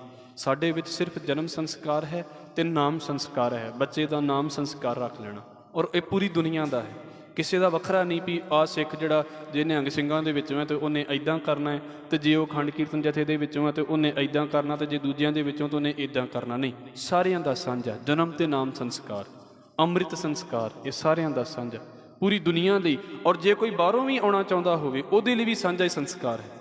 ਕਿਸੇ ਅੰਗਰੇਜ਼ ਨੇ ਅੰਮ੍ਰਿਤ ਛਕਣਾ, ਉਹਦੇ ਲਈ ਵੀ ਸੰਸਕਾਰ ਉਹੀ ਹੈ ਜਿਹੜਾ ਸਾਡਾ ਹੈ। ਇਹ ਨਹੀਂ ਵੀ ਉਹ ਵੱਖਰੀ ਕੁਲ ਦੇ ਵਿੱਚੋਂ ਆਇਆ ਤਾਂ ਉਹਨੂੰ ਸਪੈਸ਼ਲ ਤਰੀਕੇ ਦੇ ਨਾਲ ਕੁਝ ਕਰਨਾ ਪੈਣਾ। ਨਹੀਂ, ਸਾਰਿਆਂ ਦੇ ਲਈ ਭਾਈ ਗੁਰਦਾਸ ਸਾਹਿਬ ਕਹਿੰਦੇ ਵੀ ਆਪਣੇ ਆਪਣੇ ਟੱਬਰਾਂ ਦੇ ਵਿੱਚ, ਕੁਲਾਂ ਦੇ ਵਿੱਚ ਕਈਆਂ ਦੇ ਕਈ ਕਰਮ ਕਾਂਡ ਚੱਲਦੇ ਨੇ, ਪਰ ਜੇਕਰ ਇਹ ਬੰਦੇ ਸ਼ਬਦ ਨਹੀਂ ਸਮਝਣਗੇ, ਗੁਰਬਾਣੀ ਨੂੰ ਨਹੀਂ ਜਾਣਨਗੇ, ਤੇ ਇਹ ਕੀ ਹੋਵੇਗਾ? ਸਾਧ ਸੰਗਤ ਗੁਰ ਸ਼ਬਦ ਵਿਣ, ਮਰ ਮਰ ਜੰਮਨ ਦਈ ਵਿਗੋਏ। ਇਹੋ ਜਿਹੇ ਤੇ ਜੰਮਦੇ ਮਰਦੇ ਤੇ ਖਤਮ ਹੋ ਜਾਣਗੇ। ਪਰ ਗੁਰਮੁਖ ਕੀ ਨੇ? ਗੁਰਮੁਖ ਹੀਰੇ ਹਾਰ ਪਰੋਏ। ਜਿਹੜੇ ਗੁਰਮੁਖ ਨੇ ਨਾ, ਉਹ ਹੀਰਿਆਂ ਦੇ ਵਾਂਗੂ ਪਰੋਏ ਹੋਏ ਨੇ। ਮਤਲਬ ਉਹ ਕਿਸੇ ਕਰਮ ਕਾਂਡ ਦੇ ਵੱਲ ਧਿਆਨ ਨਹੀਂ ਦਿੰਦੇ, ਸਿਰਫ ਇੱਕ ਰੱਬ ਦੇ ਰਸਤੇ ਦੇ ਉੱਤੇ ਤੁਰੇ ਪਏ ਨੇ ਵੀ ਅਸੀਂ ਕਿਸੇ ਕੁਲ ਦੇ ਕਰਮ ਨੂੰ ਨਹੀਂ ਕਰਨਾ। ਕੁਲ ਦੇ ਕਰਮ ਦਾ ਕਰਨ ਦਾ ਮਤਲਬ ਮੈਂ ਫੇਰ ਕਹਿ ਰਿਹਾ ਹਾਂ, ਇਹ ਨਹੀਂ ਵੀ ਕੁਝ ਵੀ ਨਹੀਂ ਕਰਨਾ, ਇਹ ਆ ਵੀ ਜਿਹੜੇ ਫਜ਼ੂਲ ਦੇ ਕਰਮ ਜੁੜੇ ਹੋਏ ਨੇ ਨਾ, ਉਹਨਾਂ ਨੂੰ ਛੱਡ ਦੇਣਾ ਹੈ। ਔਰ ਛੱਡਣਾ ਕਦੋਂ ਹੈ? ਹੁਣੀ ਤੇ ਭਾਈ ਮੌਕਾ ਹੈ, ਬਾਅਦ 'ਚ ਕਿੱਥੇ ਛੁੱਟਣੇ। ਬੱਚਿਆਂ ਦੇ ਵਿਆਹ 'ਤੇ ਛੱਡਣ ਦਾ ਮੌਕਾ ਹੁੰਦਾ, ਛੱਡ ਦਿਓ ਉਸ ਚੀਜ਼ ਨੂੰ। ਪਰ ਉਹ ਤੇ ਵੇਖੋ ਨਾ, ਇੱਕ ਜਾਣੇ ਨਾਲ ਬੰਦਾ ਹਟਦਾ ਵੀ ਨਹੀਂ ਕਰਨਾ, ਉਹ ਦੂਜਾ ਆ ਕੇ ਫੜ ਲੈਂਦਾ, ਲੈ ਕਿਉਂ ਨਹੀਂ ਕਰਨਾ। ਫਿਰ ਕੀ ਇਹੋ ਜਿਹੇ ਮੌਕੇ ਹੁੰਦੇ ਨੇ ਕਰਨ ਵਾਲੇ, ਤੇ ਇਹੋ ਹੀ ਤਾਂ ਮੌਕੇ ਹੁੰਦੇ ਨੇ ਛੱਡਣ ਵਾਲੇ। ਇੱਥੇ ਨਹੀਂ ਕਰਨਾ ਹੁੰਦਾ, ਇੱਥੋਂ ਬਚ ਗਏ, ਸਮਝ ਲਓ ਸਾਰੀਆਂ ਚੀਜ਼ਾਂ ਤੋਂ ਬਚ ਗਏ। ਗੁਰਮੁਖ ਹੀਰੇ ਹਾਰ ਪਰੋਏ। ਇੱਕ ਬੇਨਤੀ ਕਰਦਾ ਹੁੰਦਾ ਹਾਂ, ਗੁਰੂ ਅੰਗਦ ਸਾਹਿਬ ਸੱਚੇ ਪਾਤਸ਼ਾਹ ਜੀ ਦੇ ਵੇਲੇ ਦਾ ਇੱਕ ਸਿੱਖ ਹੈ, ਭਾਈ ਸ਼ੀਹਾਂ, ਬੜੇ ਕਮਾਲ ਦਾ ਸਿੱਖ ਹੈ। ਤੇ ਮਹਾਰਾਜ ਜੀ ਗੁਰੂ ਅੰਗਦ ਸਾਹਿਬ ਸੱਚੇ ਪਾਤਸ਼ਾਹ ਜੀ ਦੇ, ਕਿਉਂਕਿ ਉਹ ਦਰਬਾਰ ਦੇ ਵਿੱਚ ਆਉਂਦਾ ਹੁੰਦਾ ਸੀ ਤੇ ਉਹਦੇ ਨਾ ਘਰ ਦੇ ਵਿੱਚ ਬੱਚੇ ਦਾ ਜਨਮ ਹੋਇਆ ਸੀ। ਹੁਣ ਤੁਸੀਂ ਜਨੇਊ ਦੀ ਰਸਮ ਬਾਰੇ ਪੜ੍ਹਨਾ ਹੋਵੇ ਤੇ ਮਹਾਰਾਜ ਨੇ ਆਸਾ ਦੀ ਵਾਰ ਦੇ ਵਿੱਚ ਰੋਜ਼ ਡਿਟੇਲ ਦੇ ਵਿੱਚ ਬੋਲਿਆ ਵੀ ਜਦੋਂ ਇਹ ਸਮਾਗਮ ਹੁੰਦਾ ਹੈ ਤੇ ਕੋਹ ਬੱਕਰਾ ਰਿਨ ਖਾਇਆ ਸਭ ਕੋ ਆਖਿਆ ਪਾਏ। ਜਾਨਵਰ ਵੀ ਮਾਰ ਕੇ ਖਵਾਉਣੇ ਪੈਂਦੇ ਨੇ ਪਾਰਟੀ ਕਰਦਿਆਂ, ਸਾਰਾ ਕੁਝ ਕਰਨਾ ਪੈਂਦਾ। ਇੱਕ ਇਹ ਰਸਮ ਹੁੰਦੀ ਹੈ। ਹੁਣ ਹੈ ਉਹ ਬੱਚੇ ਦੇ ਬਚਪਨ ਦੇ ਵਿੱਚ ਰਸਮ ਹੈ। ਉਹ ਕਹਿੰਦੇ ਸੀ ਵੀ ਭਾਈ ਸ਼ੀਹਾਂ ਜਿਹੜਾ ਹੈ ਨਾ, ਉਹਦੇ ਘਰ ਦੇ ਵਿੱਚ ਬੱਚੇ ਦਾ ਇੱਦਾਂ ਦਾ ਕੋਈ ਸੰਸਕਾਰ ਸੀ ਬਚਪਨ ਦੇ ਵਿੱਚ। ਤੇ ਹੁਣ ਉਹ ਤੇ ਚਾਹੁੰਦਾ ਸੀ ਵੀ ਸੰਸਕਾਰ ਇੱਦਾਂ ਹੋਵੇ ਵੀ ਜਿੱਦਾਂ ਗੁਰੂ ਅੰਗਦ ਸਾਹਿਬ ਮਹਾਰਾਜ ਕਹਿਣਗੇ। ਤੁਸੀਂ ਵੇਖੋ ਕਈਆਂ ਦਾ ਇਹ ਹੁੰਦਾ ਵੀ ਆਪਾਂ ਗੁਰਦੁਆਰੇ ਵਾਲਾ ਕੰਮ ਕਰਨਾ, ਤੇ ਹੁਣ ਘਰਾਂ ਦੇ ਵਿੱਚ ਇੱਦਾਂ ਦੇ ਵੀ ਬੜੇ ਮਸਲੇ ਆ ਗਏ, ਖਾਸ ਕਰਕੇ ਇੱਥੇ ਵੀ ਇੱਕ ਜਾਣਾ ਜਿਹੜਾ ਹੈ ਉਹ ਸਿੱਖਾਂ ਦੇ ਘਰ ਦੇ ਵਿੱਚੋਂ ਆਇਆ, ਦੂਜਾ ਸਹਿਜਧਾਰੀਆਂ ਦੇ ਘਰ ਦੇ ਵਿੱਚੋਂ ਹੈ। ਫਿਰ ਰਸਮਾਂ ਦੇ ਪੰਗੇ ਪੈ ਜਾਂਦੇ ਨੇ ਵੀ ਅਸੀਂ ਕਿਹੜੀ ਰਸਮ ਕਰਨੀ ਹੈ, ਦੂਜੇ ਨੇ ਕਿਹੜੀ ਰਸਮ ਕਰਨੀ ਹੈ। ਉਹ ਫਿਰ ਰਸਮਾਂ ਦੀਆਂ ਲੜਾਈਆਂ ਹੋ ਜਾਂਦੀਆਂ ਨੇ। ਅੰਤਿਮ ਸੰਸਕਾਰਾਂ ਦੇ ਉੱਤੇ ਤੁਸੀਂ ਵੇਖੋ, ਚਲੋ ਖੁਸ਼ੀਆਂ ਦੇ ਉੱਤੇ ਬੰਦਾ ਮੈਨੇਜ ਕਰ ਲੈਂਦਾ, ਅੰਤਿਮ ਸੰਸਕਾਰਾਂ 'ਤੇ ਵੀ ਝਗੜੇ ਪਾ ਕੇ ਲੋਕ ਬੈਠ ਜਾਂਦੇ ਨੇ। ਅਸੀਂ ਜੀ ਇੱਦਾਂ ਹੀ ਕਰਾਂਗੇ, ਅਸੀਂ ਇੱਦਾਂ ਹੀ ਕਰਾਂਗੇ। ਉਹ ਫਿਰ ਹੋ ਜਾਂਦਾ, ਉਹ ਕਹਿੰਦੇ ਜੀ ਅਸੀਂ ਮੰਦਿਰ 'ਚ ਕਰਨੀ ਹੈ ਅੰਤਿਮ ਸੰਸਕਾਰ ਰਸਮ ਜਿਹੜੀ ਹੈ, ਅਰਦਾਸ ਕਰਨੀ ਹੈ। ਉਹ ਕਹਿੰਦੇ ਨੇ ਅਸੀਂ ਗੁਰਦੁਆਰੇ 'ਚ ਕਰਨੀ ਹੈ ਕੁਝ ਵੀ ਨਹੀਂ ਹੈ। ਅਰਦਾਸ ਤੇ ਸਾਰੀਆਂ ਥਾਵਾਂ 'ਤੇ ਹੋ ਜਾਵੇਗੀ, ਪਰ ਮੈਂ ਕਹਿਣ ਦੀ ਇਸ ਗੱਲ ਦੀ ਬੇਨਤੀ ਕਰਦਾ ਵੀ ਇੱਦਾਂ ਦੇ ਝਗੜੇ ਫਿਰ ਅਗਲੇ ਮੌਕਿਆਂ ਦੇ ਵਿੱਚ ਬਣ ਜਾਂਦੇ ਨੇ। ਇਸ ਕਰਕੇ ਬੜੇ ਧਿਆਨ ਦੇ ਨਾਲ ਇਹਨਾਂ ਚੀਜ਼ਾਂ ਨੂੰ ਪਹਿਲਾਂ ਹੀ ਸੋਚ ਕੇ ਚੱਲਣਾ ਚਾਹੀਦਾ ਹੈ। ਚਲੋ ਭਾਈ ਸ਼ੀਹਾਂ ਜਿਹੜਾ ਹੈ, ਉਹਨੂੰ ਉਹ ਸੋਚਦਾ ਸੀ ਵੀ ਗੁਰੂ ਅੰਗਦ ਸਾਹਿਬ ਜਿੱਦਾਂ ਕਹਿੰਦੇ ਨੇ ਆਪਾਂ ਉੱਦਾਂ ਰਸਮ ਕਰੀਏ। ਤੇ ਕਹਿੰਦੇ ਉਹਦੇ ਜਿਹੜੇ ਘਰ ਵਾਲੇ ਸੀ, ਉਹਨਾਂ ਨੇ ਸਾਰੇ ਰਿਸ਼ਤੇਦਾਰਾਂ ਨੂੰ ਸੁਨਾਹ ਵੀ ਭੇਜ ਦਿੱਤਾ ਵੀ ਆਇਓ ਸਾਡੇ ਸਮਾਗਮ ਹੈ। ਤੇ ਉਹ ਬੜੀ ਦੁਚਿੱਤੀ ਦੇ ਵਿੱਚ ਵੀ ਹੁਣ ਰਿਸ਼ਤੇਦਾਰ ਆਉਣੇ ਨੇ, ਤੇ ਜੇ ਰਿਸ਼ਤੇਦਾਰ ਆਏ ਤੇ ਰਿਸ਼ਤੇਦਾਰ ਉਸੇ ਮੈਂਟੈਲਿਟੀ ਦੇ ਨਾਲ ਆਉਂਦੇ ਨੇ। ਤੁਸੀਂ ਸਿੱਖ ਬਣ ਗਏ, ਜੇ ਰਿਸ਼ਤੇਦਾਰਾਂ ਨੂੰ ਕੀ ਲੱਗੇ ਤੁਸੀਂ ਸਿੱਖ ਬਣ ਗਏ, ਰਿਸ਼ਤੇਦਾਰ ਉਹੀ ਚੀਜ਼ ਮੰਗਦੇ ਨੇ ਤੁਹਾਡੇ ਕੋਲ ਜਿਹੜੀ ਚੀਜ਼ ਉਹਨਾਂ ਨੂੰ ਚਾਹੀਦੀ ਹੈ। ਉਹ ਕਹਿੰਦਾ ਵੀ ਜੇ ਇੱਦਾਂ ਆ ਗਏ ਤੇ ਇਹਨਾਂ ਤੇ ਉਸੇ ਮੈਂਟੈਲਿਟੀ ਦੇ ਨਾਲ ਹੀ ਆਉਣਾ। ਹੋਇਆ ਕਿ ਗੁਰੂ ਅੰਗਦ ਸਾਹਿਬ ਮਹਾਰਾਜ ਦੇ ਕੋਲ ਆ ਗਿਆ ਵੀ ਸੱਚੇ ਪਾਤਸ਼ਾਹ ਇਹ ਇੱਦਾਂ ਦੀ ਗੱਲ ਵਾਪਰਦੀ ਆ, ਫਿਰ ਰਿਸ਼ਤੇਦਾਰ ਇਕੱਠੇ ਆਉਣੇ ਨੇ। ਤੇ ਮਹਾਰਾਜ ਕਹਿੰਦੇ ਕੋਈ ਨਹੀਂ, ਤੁਸੀਂ ਆਪਣੇ ਬੱਚੇ ਨੂੰ ਇੱਥੇ ਲੈ ਕੇ ਆਓ, ਆਪਾਂ ਇੱਥੇ ਗੁਰੂ ਘਰ ਦੇ ਵਿੱਚ ਸਾਰੀਆਂ ਰਸਮਾਂ ਨਿਭਾਵਾਂਗੇ। ਹੁਣ ਰਸਮ ਗੁਰੂ ਘਰ ਦੇ ਵਿੱਚ ਹੋਈ, ਪਰਿਵਾਰ ਵੀ ਆ ਗਿਆ, ਪਰ ਉਹਦਾ ਫਾਇਦਾ ਕੀ ਹੋਇਆ? ਕਿੰਨੇ ਅਡੰਬਰ ਕਰਨ ਤੋਂ ਬੰਦਾ ਬਚ ਜਾਂਦਾ ਹੈ। ਤੁਸੀਂ ਅਜੇ ਵੀ ਕਿਤੇ ਵੇਖ ਲੈਣਾ, ਗੁਰਦੁਆਰੇ ਵਿੱਚ ਭਾਈ ਬੇਨਤੀ ਕਰਦੇ ਵਾਂ, ਖਰਚਾ ਸਿਰਫ ਪਤਾ ਕਿਹੜੀ ਚੀਜ਼ ਦਾ ਆਵੇਗਾ? ਵੱਧ ਤੋਂ ਵੱਧ ਲੰਗਰ ਦਾ ਖਰਚਾ ਹੈ। ਇਹਦੇ ਤੋਂ ਵੱਧ ਤੇ ਕੁਝ ਨਹੀਂ ਹੈ ਨਾ। ਹੋਰ ਕਿਹੜੀ ਚੀਜ਼ ਦਾ ਖਰਚਾ ਹੈ? ਪਰ ਤੁਸੀਂ ਬਾਹਰ ਨਿਕਲ ਕੇ ਸਮਾਗਮ ਕਰਕੇ ਵੇਖੋ, ਤੁਹਾਨੂੰ ਕਿਹੜੀਆਂ ਕਿਹੜੀਆਂ ਚੀਜ਼ਾਂ ਦੇ ਖਰਚੇ। ਮੈਂ ਨਹੀਂ ਕਹਿੰਦਾ ਵੀ ਗੁਰਦੁਆਰੇ ਕਰਾਉਣਾ ਚਾਹੀਦਾ ਵੀ ਪੈਸੇ ਲਈ ਸ਼ਾਇਦ ਕੋਈ ਗੱਲ ਕਹਿੰਦੇ ਹੋਣ, ਨਹੀਂ, ਮਤਲਬ ਨਹੀਂ ਹੈ। ਗੁਰੂ ਨਾਨਕ ਦਾ ਘਰ ਹੈ, ਇੱਥੇ ਘਾਟਾ ਨਹੀਂ ਹੈ ਕਿਸੇ ਚੀਜ਼ ਦਾ। ਪਰ ਮੈਂ ਇਹ ਕਹਿ ਰਿਹਾ ਹਾਂ, ਇੱਥੇ ਤੁਹਾਨੂੰ ਵੱਖਰੇ ਵੱਖਰੇ ਕਰਮ ਥੋੜ੍ਹਾ ਕਰਨੇ ਪੈਣੇ ਨੇ। ਇੱਥੇ ਆਨੰਦ ਕਾਰਜ ਹੋਵੇਗਾ ਤੇ ਬਸ ਆਨੰਦ ਕਾਰਜ ਤੋਂ ਬਾਅਦ ਕੋਈ ਰਸਮ ਬਾਕੀ ਨਹੀਂ, ਗੱਲ ਖਤਮ। ਹੋਰ ਰਸਮ ਹੋਣਗੀ, ਕੋਈ ਵੀ ਰਸਮ ਹੋਗੀ, ਬਸ ਜੀ ਇਹਨੂੰ ਖਤਮ ਕਰ ਦਿੱਤਾ ਗਿਆ। ਬਾਕੀ ਜਿਹੜੇ ਖਰਚੇ ਨੇ ਨਾ, ਉਹ ਸਾਡੇ ਵਧਾਏ ਹੋਏ ਨੇ। ਮੰਨ ਲਓ ਇਲੈਕਟ੍ਰੀਸਿਟੀ ਯੂਜ਼ ਹੋ ਰਹੀ ਹੈ, ਤੁਸੀਂ 8 ਘੰਟੇ ਕਰਨੀ ਚਾਹੁੰਦੇ, ਜਿੱਥੇ 8 ਘੰਟੇ ਦਾ ਬਿੱਲ ਵੀ ਤੇ ਆਵੇਗਾ ਨਾ, ਉਹ ਬਾਅਦ ਦੀਆਂ ਗੱਲਾਂ ਨੇ। ਪਰ ਜਦੋਂ ਅਸੀਂ ਸਮਾਗਮ ਨੂੰ ਇਸ ਅਸਥਾਨ ਦੇ ਉੱਤੇ ਕਰ ਦਿੰਦੇ ਹਾਂ, ਤੁਹਾਡਾ ਅੱਧਾ ਰੋਟੀ ਦਾ ਖਰਚਾ ਬਚ ਜਾਂਦਾ ਹੈ। ਉਹ ਪਤਾ ਕਿਉਂ? ਜਿਹੜੀਆਂ ਬੇਕਾਰ ਦੀਆਂ ਚੀਜ਼ਾਂ ਬਾਹਰ ਵਰਤਾਉਣੀਆਂ ਪੈਂਦੀਆਂ ਨੇ, ਉਹ ਨਹੀਂ ਬੰਦਾ ਵਰਤਾਉਂਦਾ। ਜਦੋਂ ਉਹ ਨਹੀਂ ਵਰਤਾਵੇਗਾ ਨਾ, ਤੇ ਕਿਤੇ ਸੋਚ ਕੇ ਵੇਖਿਓ ਵੀ ਕਿੰਨੇ ਹਿਸਾਬ ਕਿਤਾਬ ਤੋਂ ਬੰਦਾ ਬਚ ਜਾਂਦਾ। ਔਰ ਫਿਰ ਅੱਧੇ ਰਿਸ਼ਤੇਦਾਰ ਤੇ ਇਸ ਕਰਕੇ ਵੀ ਨਹੀਂ ਹੁੰਦੇ ਵੀ ਛੱਡੋ ਪਰਾਂ, ਗੁਰਦੁਆਰੇ ਜਾਣਾ, ਕਿਉਂਕਿ ਉਹ ਖਾਣ ਪੀਣ ਨੂੰ ਸੋਚਦੇ ਨੇ ਵੀ ਉੱਥੇ ਕਿਹੜਾ ਕੁਝ ਖਾਣ ਨੂੰ ਮਿਲਣਾ। ਉਹ ਖਾਣ ਪੀਣ ਕਿਹਨੂੰ ਕਹਿੰਦੇ ਨੇ? ਇਹਨਾਂ ਚੀਜ਼ਾਂ ਤੋਂ ਬਚਣਾ। ਮੈਂ ਫਿਰ ਕਹਿ ਦੇਵਾਂ, ਤੁਹਾਡਿਆਂ ਪਰਿਵਾਰਾਂ ਦੇ ਵਿੱਚ, ਸਾਡਿਆਂ ਪਰਿਵਾਰਾਂ ਦੇ ਵਿੱਚ ਚੱਲਦਾ ਹੋਵੇਗਾ, ਚੱਲ ਲੈਣ ਦਿਓ, ਅਸੀਂ ਕਿਸੇ ਨੂੰ ਰੋਕਦੇ ਨਹੀਂ। ਪਰ ਭਾਈ ਗੁਰਦਾਸ ਸਾਹਿਬ ਜਦੋਂ ਕਹਿੰਦੇ ਨੇ ਨਾ ਵੀ ਜਿਹੜੇ ਗੁਰਮੁਖ ਨੇ ਉਹ ਹੀਰੇ ਨੇ ਤੇ ਹਾਰ ਦੇ ਵਿੱਚ ਪਰੋਏ ਹੋਏ ਨੇ, ਅਸੀਂ ਗੁਰੂ ਨਾਨਕ ਦੇ ਘਰ ਵਾਲੇ ਹੋ ਗਏ ਹਾਂ। ਬਾਕੀ ਰਿਸ਼ਤੇਦਾਰੀਆਂ ਜਿੱਦਾਂ ਕਰਨ, ਉਹਨਾਂ ਦੀ ਮੌਜ, ਕਿਸੇ ਨੂੰ ਫੋਰਸ ਨਹੀਂ ਕਰਦੇ ਵੀ ਕਰੋ ਹੀ ਕਰੋ। ਪਰ ਸਾਡੇ ਘਰ ਦਾ ਸਮਾਗਮ ਹੈ, ਅਸੀਂ ਭਾਈ ਗੁਰਮਤਿ ਅਨੁਸਾਰ ਹੀ ਕਰਨਾ ਹੈ। ਅਸੀਂ ਸ਼ਬਦ ਦੇ ਅਨੁਸਾਰ ਹੀ ਕਰਨਾ ਹੈ। ਅਸੀਂ ਉਸੇ ਤਰੀਕੇ ਨਾਲ ਕਰਨਾ ਹੈ ਜਿਸ ਤਰੀਕੇ ਨਾਲ ਸਾਨੂੰ ਮਹਾਰਾਜ ਕਹਿੰਦੇ ਨੇ। ਉਹ ਸਮਝ ਜਾਣਗੇ ਵੇਖ ਕੇ, ਤੇ ਆਪਣੇ ਆਪ ਹੀ ਬੱਚਿਆਂ ਦੇ ਮਨ ਦੇ ਵਿੱਚ, ਦੂਜਿਆਂ ਦੇ ਮਨ ਦੇ ਵਿੱਚ ਵੀ ਇਹ ਖਿਆਲ ਪੈਦਾ ਹੁੰਦਾ ਵੀ ਭਾਈ ਅਸੀਂ ਵੀ ਇਦਾਂ ਕਰਨਾ ਹੈ। ਇਸ ਕਰਕੇ ਮਹਾਰਾਜ ਬੇਨਤੀ ਕਰਦੇ ਵਾਂ, ਆਖਰੀ ਗੱਲ ਕਹਿ ਕੇ ਸਮਾਪਤੀ ਕਰਾਂਗਾ। ਇਹ ਜਿਹੜਾ ਮੁੱਖ ਸਬਜੈਕਟ ਚੱਲਦਾ ਪਿਆ ਹੈ, ਇਹ ਸਾਡੇ ਜਿਹੜੇ ਆਲੇ ਦੁਆਲੇ ਸਾਡਿਆਂ ਪਰਿਵਾਰਾਂ ਨੂੰ, ਬਰਾਦਰੀਆਂ ਨੂੰ, ਕਰਮ ਕਾਂਡਾਂ ਦੇ ਜਿਹੜੇ ਗੇੜ ਪਏ ਹੋਏ ਨੇ ਨਾ ਵੀ ਐਦਾਂ ਕਰੋ, ਆਹ ਕਰੋ, ਇਹਨਾਂ ਸਾਰੀਆਂ ਚੀਜ਼ਾਂ ਤੋਂ ਛੁੱਟ ਕੇ ਅਸੀਂ ਸ਼ਬਦ ਵੱਲ ਧਿਆਨ ਰੱਖਣਾ ਵੀ ਸਾਨੂੰ ਸ਼ਬਦ ਕੀ ਕਹਿੰਦਾ ਹੈ ਕਰਨ ਦੇ ਲਈ, ਗੁਰਬਾਣੀ ਕੀ ਕਹਿੰਦੀ ਹੈ ਕਰਨ ਦੇ ਲਈ। ਜੇ ਨਹੀਂ ਕਰਾਂਗੇ ਤੇ ਭਾਈ ਗੁਰਦਾਸ ਸਾਹਿਬ ਕਹਿੰਦੇ ਜੰਮ ਕੇ ਤੇ ਬਸ ਜ਼ਿੰਦਗੀ ਖਤਮ ਕਰਕੇ ਤੇ ਚਲੋ ਤੁਰ ਪੈਂਦੇ ਨੇ, ਹੋਰ ਕੁਝ ਨਹੀਂ ਕਰਦੇ। ਪਰ ਗੁਰਮੁਖ ਜਿਹੜੇ ਨੇ ਉਹਨਾਂ ਦਾ ਕਰਮ ਉੱਤੇ ਹੈ। ਕੁੱਲ ਧਰਮ ਦਾ ਵਹਿਮ ਨਾ ਕਰੋ, ਕੋਈ ਡਰ ਨਹੀਂ, ਕੁਝ ਨਹੀਂ ਹੁੰਦਾ। ਬਸ ਆਪਣੇ ਪਰਿਵਾਰਾਂ ਦੇ ਵਿੱਚ ਇਸ ਗੱਲ ਨੂੰ ਸਮਝਾਓ ਵੀ ਭਾਈ ਅਸੀਂ ਵੱਖਰੇ ਰਹਿ ਕੇ ਚੱਲਦੇ ਹਾਂ। ਮਹਾਰਾਜ ਬਖਸ਼ ਲਵੇ। ਆਪ ਜੀ ਦੇ ਚਰਨਾਂ ਦੇ ਵਿੱਚ ਬੇਨਤੀ ਕਰਦਿਆਂ ਹੋਈਆਂ ਭੁੱਲਾਂ ਦੀ ਖਿਮਾ, ਫਤਿਹ ਨਾਲ ਸਾਂਝ ਪਾਓ ਜੀ। ਵਾਹਿਗੁਰੂ ਜੀ ਕਾ ਖਾਲਸਾ, ਵਾਹਿਗੁਰੂ ਜੀ ਕੀ ਫਤਿਹ। ਸਤਨਾਮ ਵਾਹਿਗੁਰੂ ਸਾਹਿਬ।